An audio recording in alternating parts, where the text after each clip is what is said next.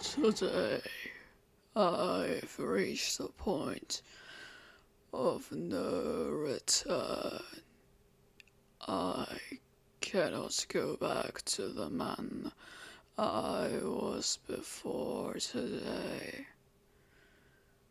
nor do I want to. I had been faced with truths I cannot forsake. It all came to me through Lilith's will.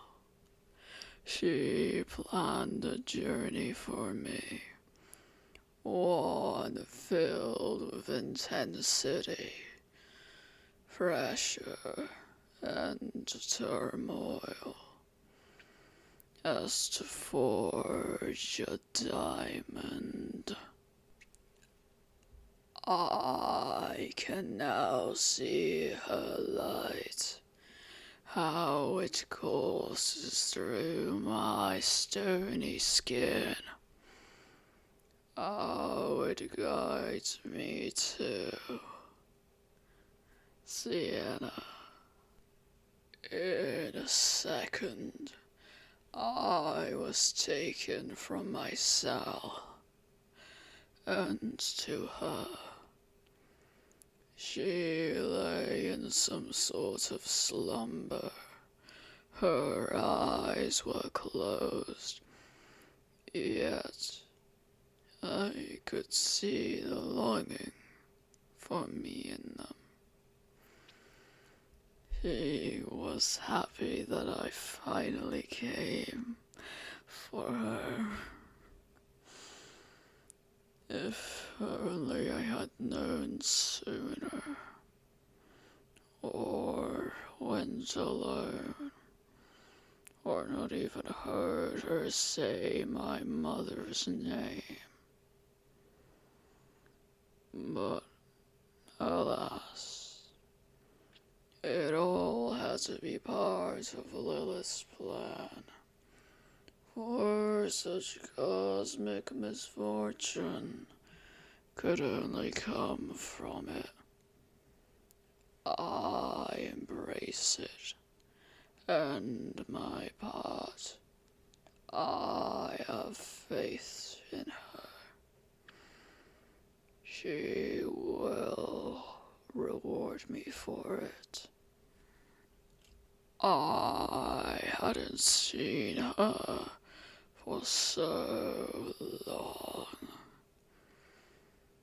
I began to contemplate if I should speak with that illusion bearing her face. I no longer think such things, not when I can stay by her side. I ran my hand across her face. It's as soft as a rose petal, yet as pale as porcelain.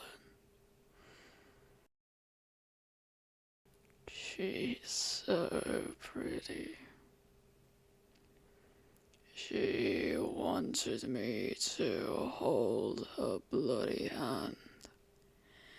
She would have reached for mine had the restraints not stopped her. I held it. My mind is racing. I don't know what to tell her, or where to begin, or if she'll even hear me. Then she took me to a whole new world within her mind. It was a fruitful flower garden, and she stood in front of me. She told me everything done to her.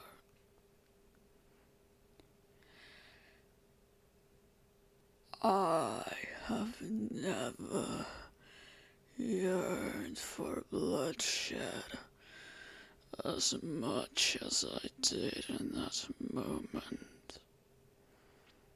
I had been deprived of flesh for so long, but it didn't come from that. She is my little flower, and they despoiled it. I must grant them the worst deaths I can conceive of. I will watch them pay. I was left grasping at words outside of my reach. Nothing felt right, and I'm unsure if I should even disclose my Sethite half to her. Everyone sees me as a monster because of it. They fear me for what I am, instead of who. I can see it in their eyes. I cannot bear to see it in Sienna's. What could I tell her after hearing such things? How should I comfort her if I have no words? Perhaps my presence was enough. We shared an embrace that lasted for eternity. She held on tightly, and even at the thought of moving away, she pressed herself harder against me. I had missed her so dearly, and it's clear, painfully clear, that the feeling is mutual.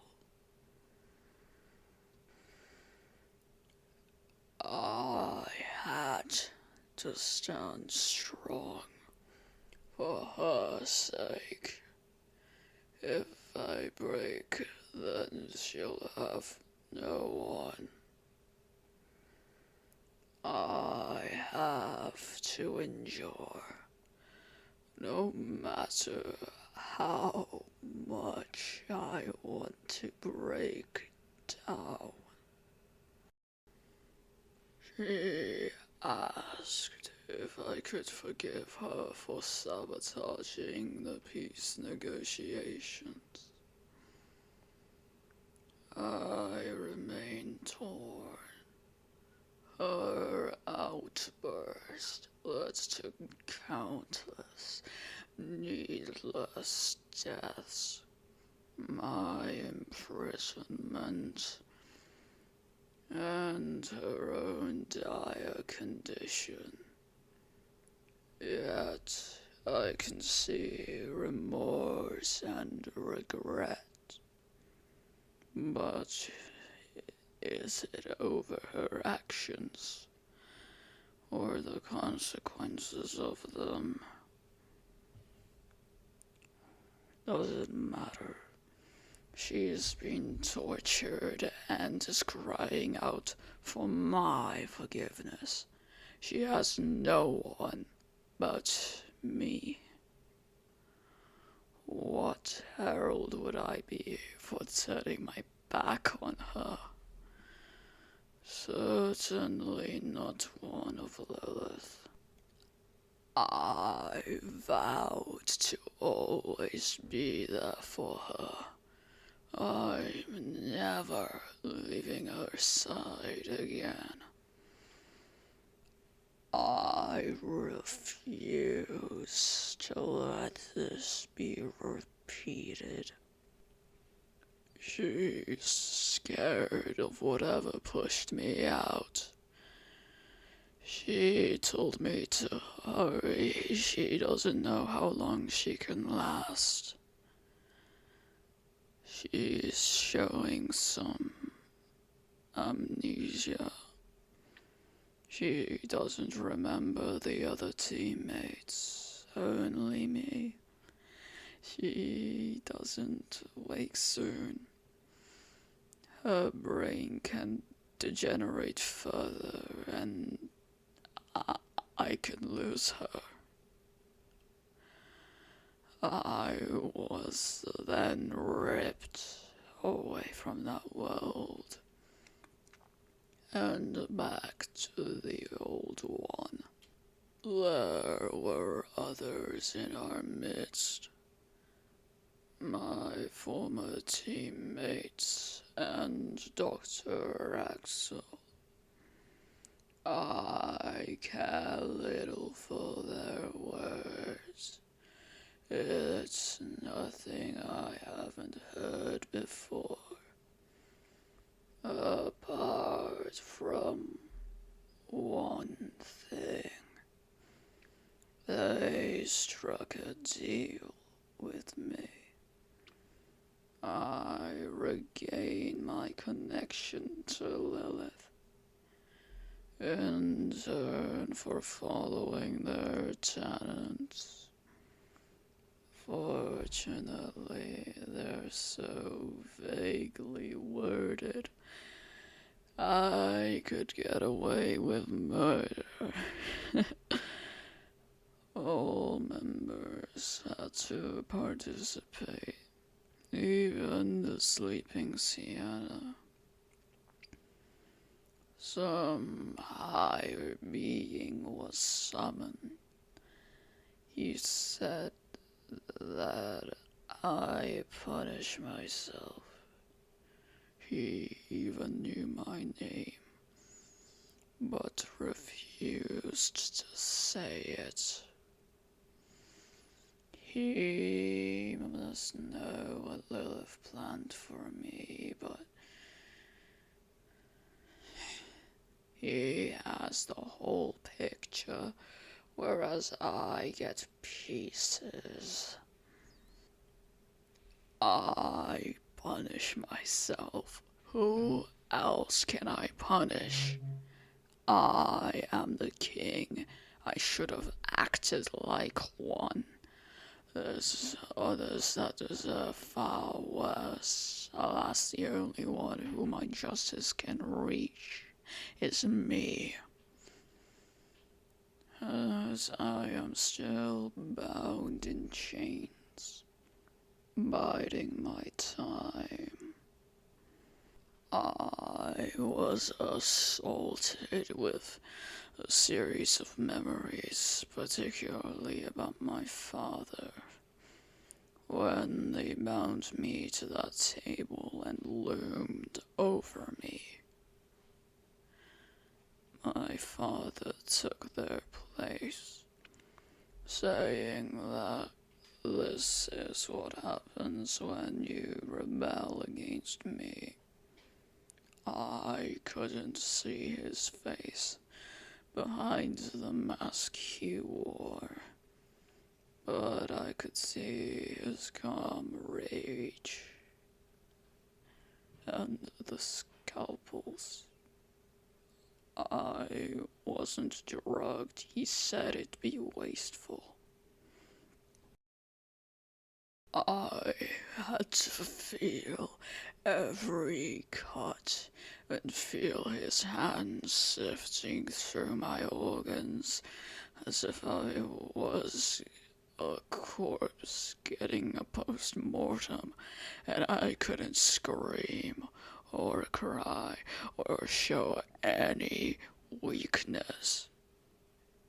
I had to endure. I still do. When they spoke of England, I remembered being taken there often and learning how to speak it properly. My father is English. He taught me everything about England. He gave me many stories to remember. He had us play games from his era, and after which we had ice cream. It was a rare delicacy during his time, as it would melt easily. He said that I did well, that he's so blessed to have a son as sharp-witted as me,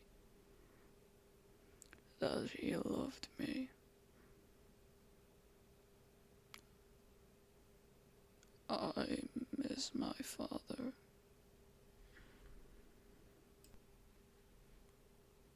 I had one memory of Mother resurface.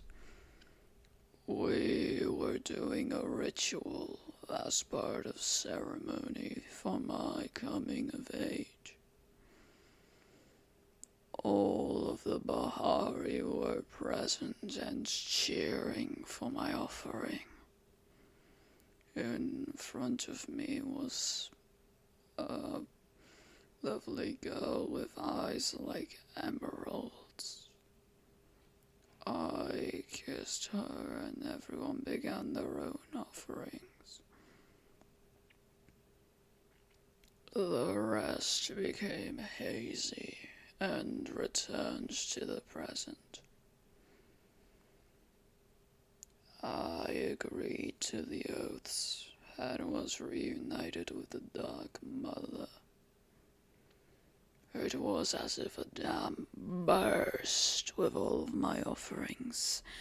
I didn't fall on deaf ears. She had so much to tell me, to give me. It's unbearably sublime. It was too much at once. I could barely stand. Then I was knocked into a wall. I saw the place from my premonition. The one who massacred the teammates was Sienna. Seeing her red and covered in her blood, and smiling. There was something so magnetic to her. I could only watch as she took away my breath. Her sister tried to stop her and sent that wretch upon her. I don't care what she'll become. I am not letting her go. I will not lose her again. I snapped his brainstem with a flick of my wrist, and I regret nothing. I loved every second of it. Seeing the life snuffed out in his eyes. It was a sight I missed, a sight I yearned for. She was glad to see me. She said, "That's why I love you. That we were meant to be together. That it's fated to be." All at once, the pieces come together in my mind. This was Lilith's plan.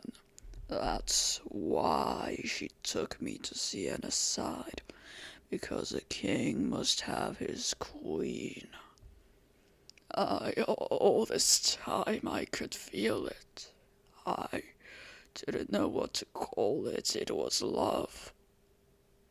She felt it too. She always did.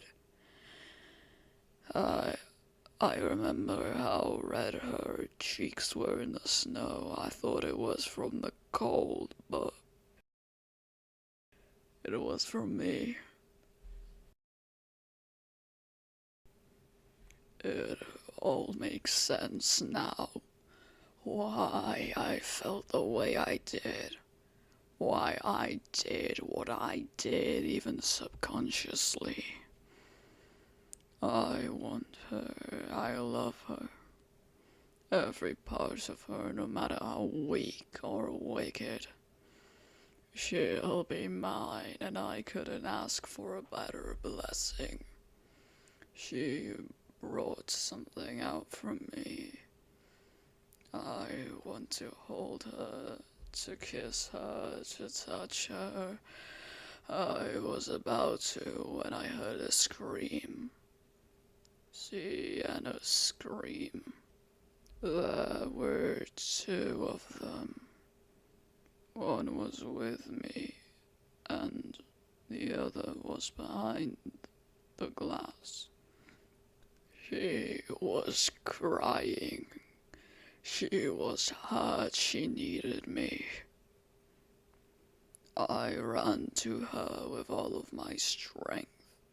I drew back my shoulder and formed a fist. I sent it out.